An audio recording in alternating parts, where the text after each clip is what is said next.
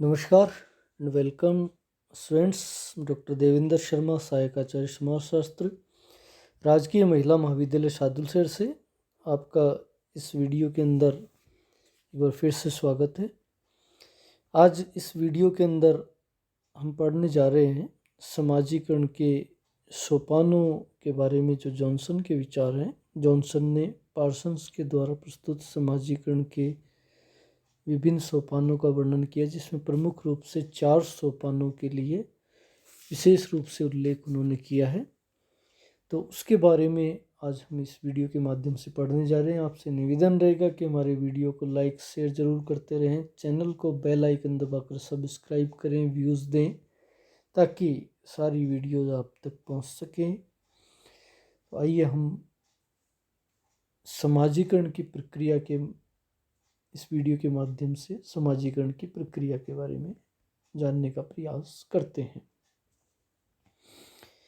सबसे पहली जॉनसन ने अवस्था बताई समाजीकरण की, वो मौखिक अवस्था। 4 अवस्थाओं में मौखिक अवस्था, सोच अवस्था, ऑडिपल या मातृत्व अवस्था और किशोरावस्था।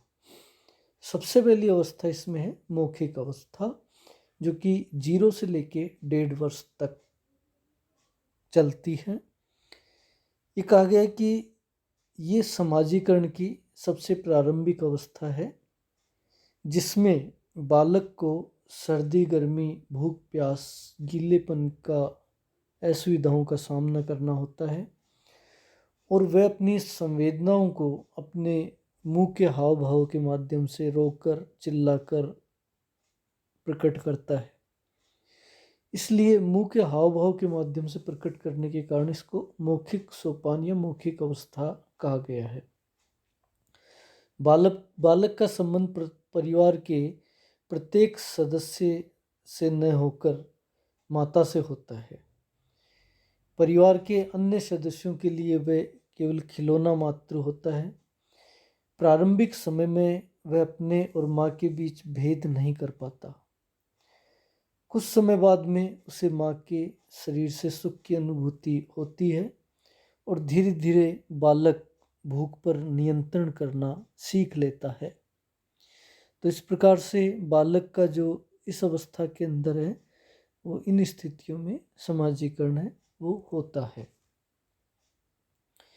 दूसरी अवस्था इसमें बताई गई सोच अवस्था, जो कि 1.5 वर्ष से लेकर 3 से 4 वर्ष तक पाई जाती है। इसको एनल स्टेज कहा जाता है।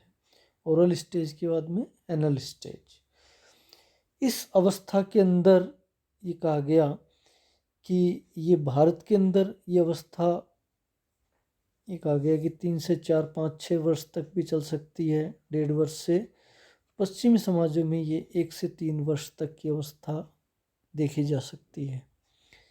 इस अवस्था में बच्चे को सोच संबंधी प्रशिक्षण दिया जाता है। उसे सिखाया जाता है कि कहाँ उससे मल मूत्र त्यागना है और उससे अपेक्षा की जाती है कि निश्चित स्थान पर मल त्यागे और हाथ है वो गंदे नहीं करे।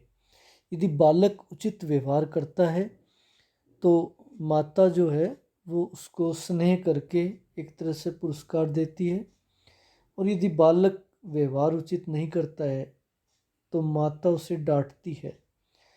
माता की यहाँ पर दोहरी भूमिका होती है।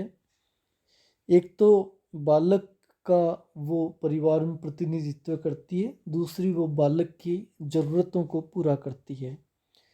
माता के प्रेम करने पर और डांटने पर बालक के अंदर ज़्यादा से ज़्यादा पुरस्कार स्वरूप प्रेम चाहता है, इसलिए वो सोच संबंधी प्रशिक्षण ले लेता है और उचित स्थान पर मल का त्याग करने का प्रयास करता है, और डांट नहीं खाना चाहता, इसलिए वो अनुचित व्यवहार नहीं करता है।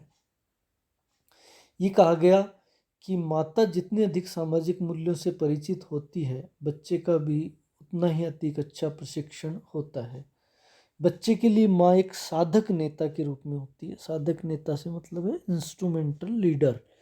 जिस तरीके से एक इंस्ट्रूमेंट होता है जिसमें वीणा की तारों को पर्याप्त रूप से ढीला छोड़ा जाता है और पूरा ढीला भी नहीं छोड़ा जाता, उसको खींच के भी रखा जाता है ताकि उसमें से अच्छे सुर निकलें, उसी तरीके से माँ बच्चे को अनुशासन भी देती है और उसको थोड़ी स्वतंत्रता भी उसके लिए रखती है। तो बालक को इस अवस्था के अंदर एक आगे की सोच संबंधी प्रशिक्षण देने, दूध छुड़ाने और सामाजिक व्यवहार सिखाने का प्रयास किया जाता है। इसमें उसको कष्ट होता है, परंतु बच्चे का माता के साथ भावात्मक संबंध बना रहता है। इस अवस्था में परिवार के अन्य लोगों से भी उसका संपर्क होता है। अन्य सदस्यों द्वारा क्रोध, प्रेम, विरोध, सहयोग प्रदर्शित करने पर बालक में तनाव और स्नेह की स्थिति पैदा होती है। उसके व्यक्तित्व में विविध गुणों का विकास होता है। इस अवस्था के अंत तक आते आते बालक है वो चलने फिरने और बोलने लगता है। तीसरा इसमें जो सोपान है, अवस्था है, वो आर्डिपल या मातृरति या तादात्म्यकरण की अवस्था कहलाती है, जो कि 4 से 12 या 13 वर्ष तक चलती है। इस स्थिति के अंदर बालक है इस अवस्था में पूरे परिवार से जुड़ जाता है। उसको परिवार के सदस्यों के साथ में विभिन्न प्रकार का व्यवहार करने लगता है। शारीरिक विभिन्नता का तो उसको ज्ञान होता है, लेकिन यौन संबंधी प्रकारों से वो अनभिज्ञ होता है। धीरे धीरे बालक में यौन भावना विकसित होने लगती है। इस अवस्था में बालक से अपेक्षा की जाती है कि वह अपने आप को अपने लिंग के अनुरूप ढाले, अर्थात यदि वह लड़का है तो लड़कों के समान और लड़की है तो लड़की के समान व्यवहार करे। उनके खिलौने एवं कपड़े भी भिन्न भिन्न होते हैं, तो बालक की अपने लिंग के प्रति रुचि बढ़ने लगती है। प्रारंभ में बालक लिंग एवं परिस्थिति के साथ में पूर्ण सामंजस्य नहीं कर पाता। इससे उसमें तनाव और ईर्ष्या उत्पन्न होते हैं। बाद में वह धीरे धीरे इस पर नियंत्रण करना सीख लेता है।